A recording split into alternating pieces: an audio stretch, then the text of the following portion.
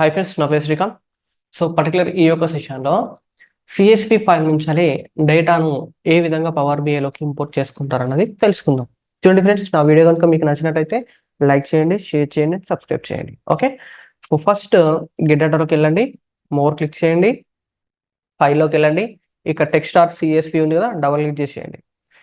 తర్వాత నా CSP file ఎక్కడ ఉంది అని అంటే డౌన్లోడ్స్లో ఉంది. సో నాకు ఇందులో ఎంప్లాయీ డేటా కావాలనుకున్నారు అనుకోండి, సెలెక్ట్ చేసుకొని ఓపెన్ క్లిక్ చేయండి. చూడండి ఈ విధంగా వస్తూ ఉంటుంది. సో బేస్డ్ ఆన్ అంటే బేస్డ్ ఆన్ ఫస్ట్ 20 రోస్ కావాలనుకుంటే ఫస్ట్ 20 రోస్ వస్తుందండి. లేకపోయింది అనుకో, ఆ యొక్క డేటా టైప్ అనేది డిటెక్ట్ చేసుకుంది కదా, సో మనకు అది అవసరం లేదు. డేటా టైప్ అనేది చూసుకుంటే ఈ విధంగా కాలం 1 కాలం 2 అని వస్తూ ఉంటుంది.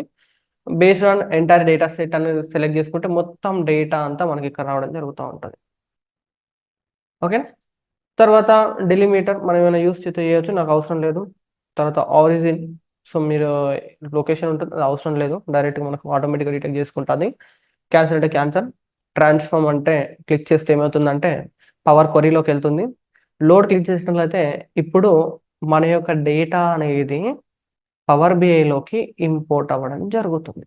సో ఇది మనకు ఇంపోర్ట్ మోడ్లో రావడం జరుగుతుంది. ఓకేనా, చూడండి రైట్ సైడ్కి ఈ విధంగా టేబుల్ ఉంటుంది, దీన్ని ఎక్స్పాండ్ చేసేస్తుంది, దీంట్లో కాలమ్స్ రావడం జరుగుతూ ఉంటుంది. Thank you.